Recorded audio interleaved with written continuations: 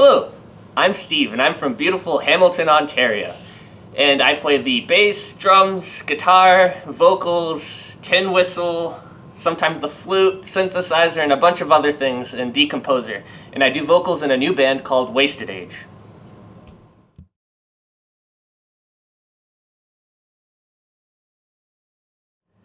So my main influences growing up, the first ones that come to mind are my parents, Fred and Mariana. They're very, very nice folks, and I think for me, they kind of taught me to be very kind and very a nice person in general, and I think that's something that's really translated into my life in general.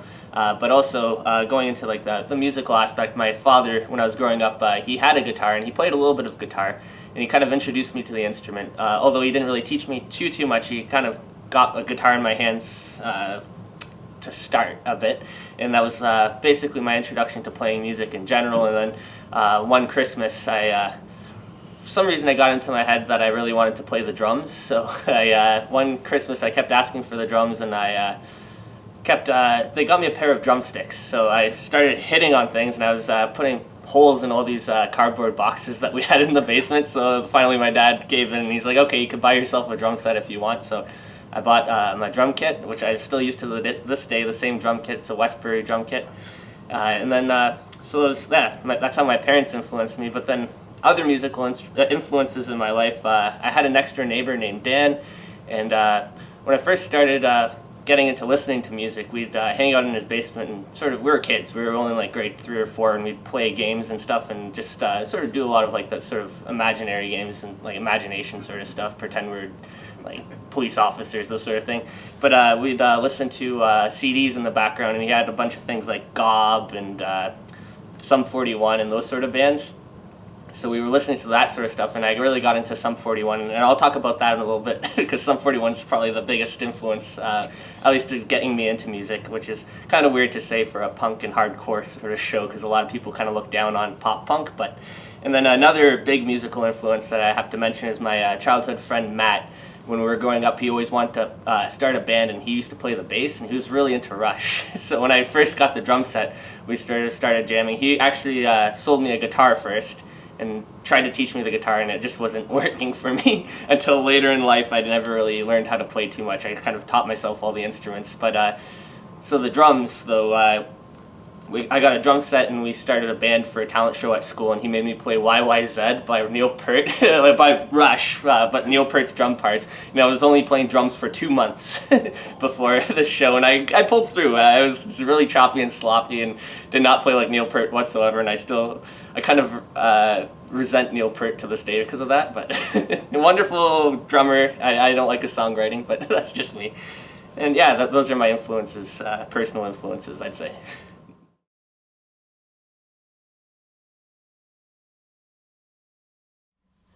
So what really got me into punk, metal, and hardcore is, as I was mentioning before, I was really into pop punk. I was listening to Sum 41, and it's pretty much just Sum 41 for a while. That was the only band I'd listened to when I was in elementary school. And then the offshoots of Sum 41, like there's some side projects, like the Operation MD, and then a metal band called Brown Brigade, which the guitar player from Sum 41, he left the band and started his own thing.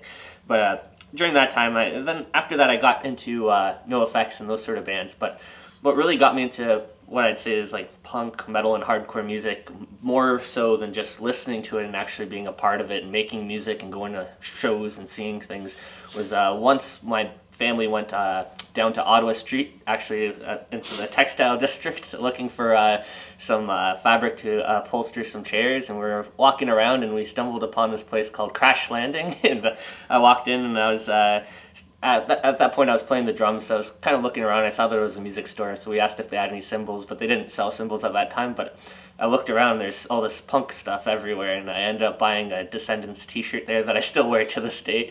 And I talked to Sue and Crash there, great folks. They introduced me pretty much to the scene. They gave me a flyer for an upcoming show, and after that I was pretty much hooked. And then started attending shows, and then after that I started hanging out at Hammer City Records, and I got to meet Craig from Hammer City Records, and he introduced me to a lot of stuff and really spurred me forward in trying things and getting into music. And I met a lot of friends through these shows and things, and my friends, good friends like Liam and Nathan, you might know them from other bands. They were in a band called Not back then. Like, it was called Not, N-O-T. They'd always say, "We're not and you're not." Kind of like, "You're not, not." It's confusing. But yeah, so I met those guys, and they got me into a lot of other music too, like a lot of more of the hardcore stuff. They got me into power violence and that sort of very heavy stuff, and started some bands with them, and it took off from there. We started Burn Victim with Nathan, and then after that there was some other projects that I did with Liam, and then a bunch of other friends, and yeah, that's what really got me into the hardcore scene, though. If I didn't stumble into Crash Landing that one day, I probably would not be here talking, so I'm very thankful for that.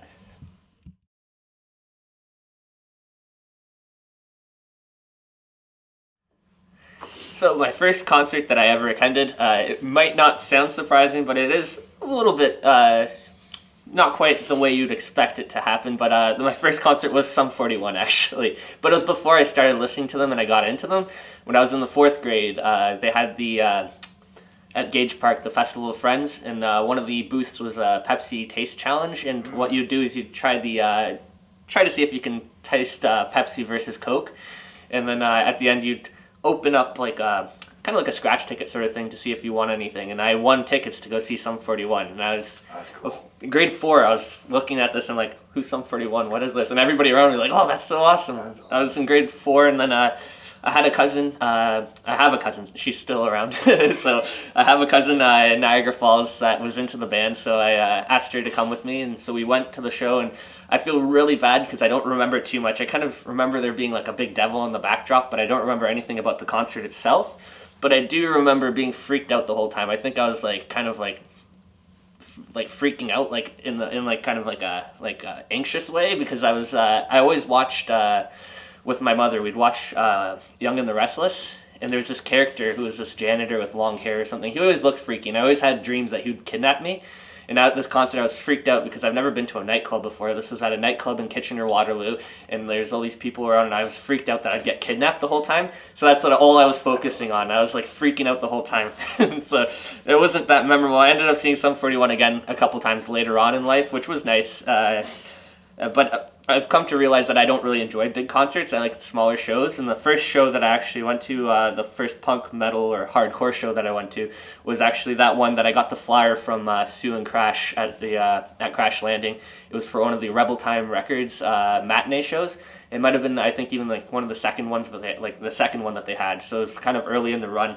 The St. Hollywood, I think, had only been around for maybe a year at that point, and they were starting to do more shows and things there. So that was, can't remember exactly who played, but it was probably one of those, there's like sort of typical bands that would play. There's like Cambridge was one of them. I don't know if anybody's ever heard of them, but they were, I can't remember where they were from, but they were kind of more of a melodic sort of hardcore.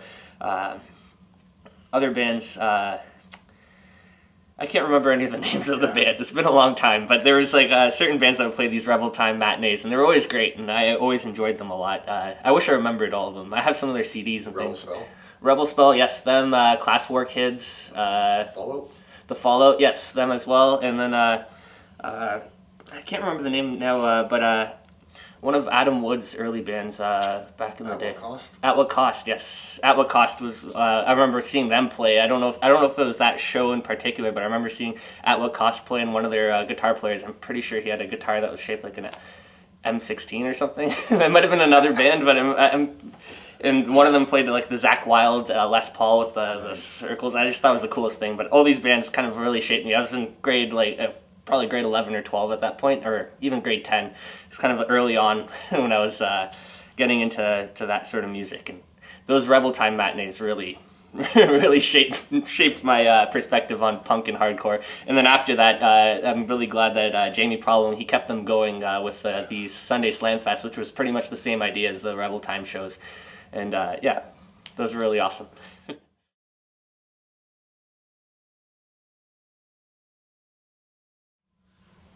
So my favorite show, my favorite shows, plural. The problem is I have kind of a bad memory when it comes to shows and things. Like I remember enjoying shows and everything, but I don't remember all the details all the time or anything like that. So I wish I could say that seeing Sum 41 was my favorite show, or going to Warped Tour. I've been to Warped Tour a couple times to say that those were my favorite shows, seeing like NoFX and Bad Religion. But I enjoyed those, but they don't really stick out in my memory that much. The shows that really stick out in my memory are the ones where there's a lot of energy, and for me, it's always the front person that really captures the show, that really kind of conveys what a good show is. Kind of translates into my own music too. I always feel like if you want to give people a show, even if you're just a punk band or something, you have to give them something to remember, and that's why I've always thrown some wacky, weird stuff into my shows. But those are the kind of shows that I remember the most. So things like seeing Cucumber Sasquatch Family Band, just seeing Mike on the vocals jumping around, and like he'd go into the audience and he'd have all these pedals strapped to him and like a little amplifier, I think, even strapped to him, and he'd press all these and go through the vocals. It was wild. They're a really fun band to see, and even their performances by the guitarist and bassist and their drummer and everything, they're always just wild, and that sort of energy is what I remember the most. And another band that really got me with that sort of energy was Brutal Youth. I've seen them a few times, and their front person, Patty, he's wild. He's jumps. He does the big kicks in the air and everything. And that's the sort of thing that sticks in my mind. And one other one that's sort of maybe not that much energy, because the singer was a lot older and he wasn't jumping around so much, but he was running around and moving around quite a bit. A few years ago, my brother and my father and we went to I can't remember which casino, but one of the casinos in Niagara Falls, and they had the band War. That old funk band from the 70s, they played, and there's only one original member, and he was the one doing the vocals, and I think he played the keyboards originally, but he was doing the vocals mainly and everything. It was such a great show. All the classics like Lowrider and all those sort of songs, Cisco Kid, all those fun songs, and just with so much, like presented with so much energy and so much fun. Like you could feel it. They're just having a great time, and we were up in the balcony, but you can still like feel the energy coming from down on the stage. It was awesome. Yep, those are my favorite.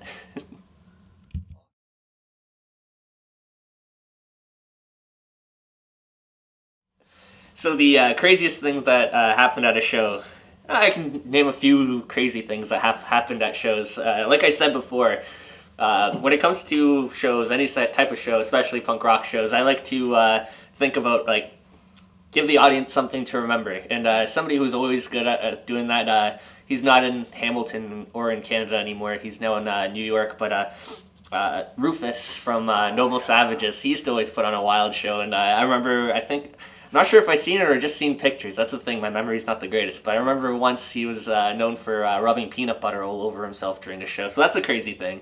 And then in the same sort of vein, like with Decomposeur and even with Burn Victim back in the day, I liked to do things that would sort of like give the audience something to remember, like give them a bit of a shock, something that they weren't expecting coming out to this punk rock show. So once when I was in Burn Victim, we played out in the alleyway outside of Hammer City Records. So we were playing out in the alleyway, and I was thinking, we should take advantage of this. What can I do out here that I can't do inside? So I figured, I don't smoke, but you can light a cigarette outside. You can't really light one inside these days because the laws and everything. So I thought, it'd be funny. I'll buy a pack of, I bought a pack of, what were they? Pall Mall Bolds, because that's what my friends smoked. Because afterwards I figured, I'm going to give these out. I'm not going to smoke them. So I bought a pack of Pall Mall Bolds, and during the set I lit one up, and I took a couple drags, and then I ate the cigarette whole. And surprisingly, it didn't slow me down or anything. And that was pretty fun and wild. And then what was worse, though, than eating a cigarette was once I had I brought a jalapeno pepper to a Decomposeur show, and I ate that before a song, and I tried to sing the song, and I couldn't choke out the words because of that. So jalapeno pepper is worse than cigarettes when it comes to eating. But also another thing I did with Decomposeur is I had a bralette that my girlfriend gave me as a gift for performance purposes. I asked her for it, and she was supportive, I guess. She didn't think it was too weird. She knows me. So, and then I went to McDonald's. I got 2 of the junior chickens, and I wore them as to support the bralette. And then during the middle of the set, I opened one up and started eating it. And tried to give one to the audience if anybody wanted one, but nobody was hungry. So those little things, though, that's what really makes a show, though. Those sort of crazy things. I've seen a lot of firecrackers at shows, which that's fun too, but a little dangerous, and a lot of people don't seem to like firecrackers at shows. I've seen people just bolt out of a place right when somebody starts lighting one. So, yeah, that's the sort of crazy stuff I've seen.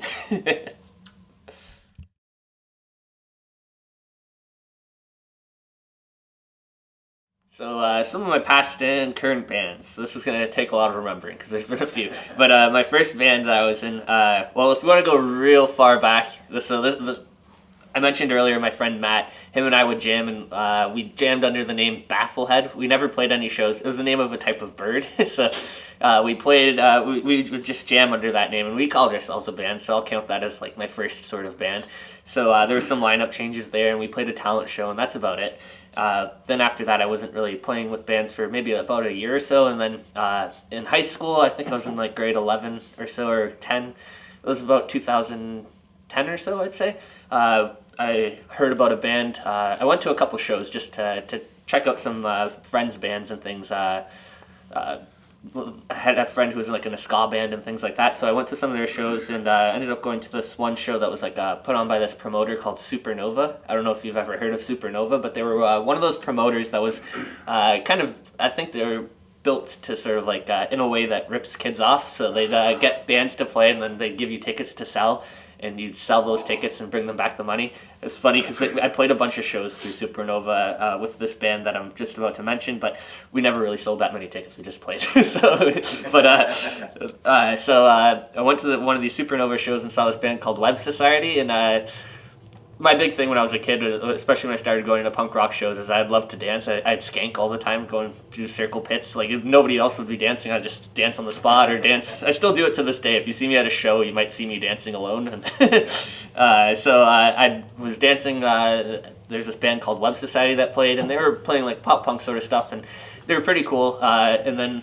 So I danced for them when they were playing, and then about a month later, I saw on Facebook that their drummer was leaving, and they were looking for another drummer. So I messaged them, and they were like, "Oh wow, you're that guy who was dancing at our show. Yeah, we'll give you a shot." So I played with them, and their old drummer was more technical, and I think they liked my more straightforward playing, because I play those sort of like the NoFX beats, like boop bop boop boop bop, that sort of thing, just very straightforward, and it fit with. Yep, it fit with their sound better too. So they enjoyed that. So. I joined in that band, and we played. I was with them for a couple years till like around 2013. That was my first real band, and at the beginning I was just playing drums, and then later I got more into songwriting with them, and that's where I sort of took off more as a songwriter myself. Like, I started playing the guitar and writing my own songs and songs for the band as well. And around the end of that band, that's when I started doing more solo stuff just for fun. There's a good friend of mine, Eric Begg. I don't know if you've ever heard of Eric Begg, but he was in Wiggler in the Tiny Humans. And that was one of the bands that we played with a lot. And he wrote a sort of a silly song called Web Society, Get Off My Lawn, sort of just joking that we're so young. So then I wrote a response song called Occupy, because that was a big thing. Like, the Occupy movement was kind of big around that time. That's when I was first starting university, actually, in the first year. That's when the band was sort of like falling apart. Not falling apart, but we sort of stopped because everybody was busy with school and everything. But so I wrote that song, and I sent it to, I put it on SoundCloud, and I sent it to Eric, and then that's when I sort of got my start playing all the instruments. So I did the drums, the bass, and the guitar on that, and that sort of spurred me into more songwriting. So I was getting more experimental, and I started writing a lot of my own songs, and experimenting with different genres too. Like, I was listening to shoegaze and some other stuff like that too, so I was writing like really poppy, weird sounding songs. My singing was terrible back then. Still was pretty bad, but it was even worse back then. So I just had those sort of, like, I didn't release those too much for the public. I put them online for my own reference. But yeah, and then after that, Web Society sort of stopped in 2013 because we all got busy with school and everything. And then after that, I was talking to some friends, and we tried to start a band, but that one didn't really turn out. But then after that, we kept talking together, and with my friends Nathan, Joe, and Sam, we ended up starting Burn Victim. which was a power violence band, and that was sort of I just started listening to that genre. They kind of introduced me to it, and I kind of got into it. And they luckily I was just on vocals, so I didn't have to learn too much, too many technical parts on instruments. Even though we weren't too technical, we're kind of focused more on the energy. All of our songs were like 30 seconds to a minute long, and blast beats, and guitars tuned down to I think like C or something ridiculous, drop C, like even lower than drop D. It was ridiculous, but it was a lot of fun. So I'd jump around and yell and scream, and that's where I started getting that idea of like, if you want to give people a show, give them something to remember. So I'd get like crazy eyes and get in people's faces and yell and scream and jump around. And then at the end of the set, people were like, "You're the same guy that was on the stage?" But it was a lot of fun. So that band was a lot of fun. It lasted a few years, and I can't remember when that ended, probably around 2016 or 17 or something like that. And then after that, it's kind of on a lull for a little bit. That's when I started doing Decomposeur sort of more. Began doing that with as sort of more of like a synthesizer project. I got a synthesizer and like a little device that you could not sample, but like kind of loop things from the synthesizer and kind of make beats and things. So I did that at first with Decomposeur, and the name is actually ripped off from a NoFX song. So I started that and did some punk stuff. Like I was playing, I did a Rudimentary Peanut cover and some things like that when I was doing the that early stages of Decomposeur, and then I started. I figured I can write songs with the guitar, bass, and drums myself. So I did that, and then Decomposeur sort of became more of like an actual band, I guess, where everybody in the band was me. But it was a lot of fun. So the first song I actually wrote was the that #1 radio hit single that everybody knows and loves, "Teenage Butt Plug." That was actually the first like real Decomposeur song that I wrote. And I figured, oh wow, this is great. I can write funny songs that people laugh at and remember. And so I kept that going. I still do Decomposeur to this day, kind of, but it's kind of more on the back burner because I've been busy with life and things like that. But after Decomposeur started, I ended up jamming once with my friend Liam, and we started this blackened punk, so it's like black metal meets punk project called Namahk. That was spelled Namahk, I think. So we started that, just the two of us, and that ended up turning into a band. But when we were just working the two of us, I was on drums, and he was on the bass and guitar, and he did the vocals, and I did some vocals too, and we like sort of made like a tape. And that was a lot of fun. And then afterwards, when that turned into a band, I ended up getting relegated to bass, and I didn't really enjoy playing bass, so I ended up leaving that band. But that was a lot of fun. And then after that, there was Gilded Age. So there's a lot of bands. So after that, for a couple of years, I was just doing Decomposeur, and then I started a band called Gilded Age with a few of my friends, with Tara, Ben, and Casey, and Mateo. There's a bunch of them. Ben and Casey were previously in a band called X45 with Scott from Born Wrong. And they played like a sort of like straightforward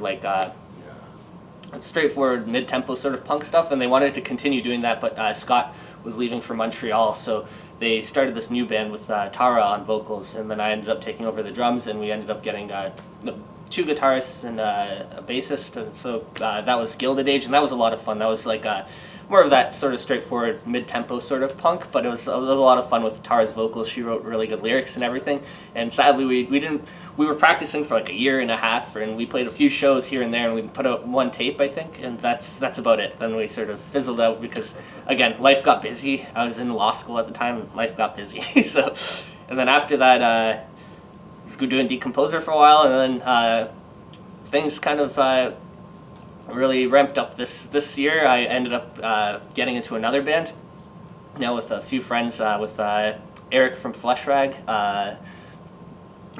with Grant from System, and our friend Hugo. He hasn't been in any bands yet, but he's a really awesome drummer. But yeah, we're playing under the name Wasted Age, and it's a lot of fun. It's like straightforward sort of rock and roll hardcore, like very fast hardcore. I'd say no breakdowns or anything like that, and yelling, screaming sort of vocals, but it's a lot of fun. I got to yell and scream about things again, so I'm happy about that. And they're amazing musicians in that band, so I'm excited for people to see that.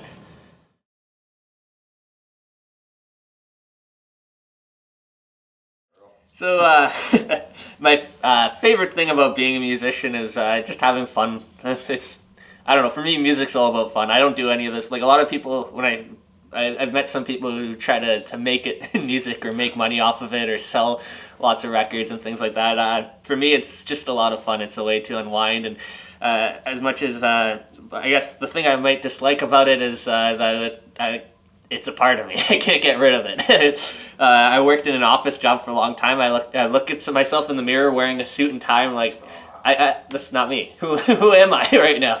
But then when I'm doing this sort of stuff, playing music and going to shows, being in bands, or even just talking to people about music, it's like that's who I am. That's a part of me.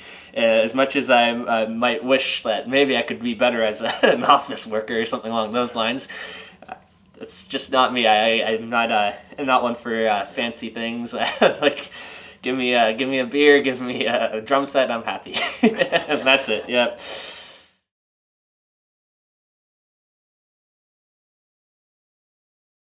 So my favorite foods. So I'm going to give a couple answers because the first one is kind of boring. Lately I've been really enjoying Royal Gala apples. You can buy a bag of them, I think like 3 pounds for like $6 or $7, and they go kind of a long way, like an apple or two a day. 'Cause I don't like to just chomp into them though, I like to slice them up, and it makes a nice little snack. You can pack them if you're going to work or something, pack in a little Tupperware already cut. It's beautiful. But for maybe a little bit more of an interesting answer, maybe because it's kind of different than what other people might say, but for comfort food for myself, I really enjoy cabbage rolls, but not just any type of cabbage rolls. These are the Croatian kind. Like, we don't use just regular cabbage, we use the sauerkraut, so like a whole head of sauerkraut, so everything is very salty and sour. There's not like a ton of tomato sauce or anything. I think we might use a little bit of tomato paste, but it kind of gets lost in it's more of like a broth with sauerkraut and usually smoked ribs or other types of smoked meat to add flavor to everything.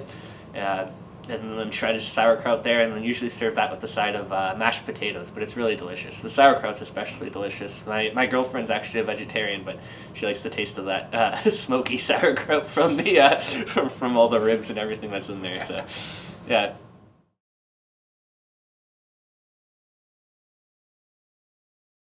So my most useless talent. I'm really good at doing these sort of armpit farts. I can make all sorts of like sounds. I used to be much better at it. I could do this forever.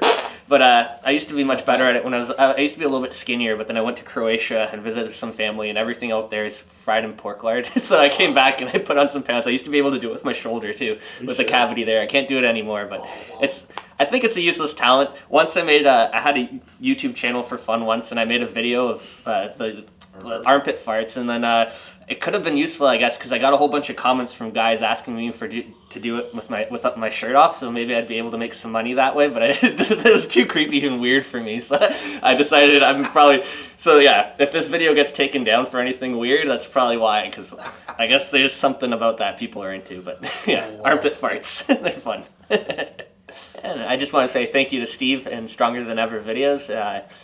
He's always been a great part of the scene, and particularly this project's really awesome, and it's really awesome to see all the musicians speak about things, and it's also really awesome to watch all of his live videos. So if you haven't yet, check out the rest of his channel, because it's really awesome.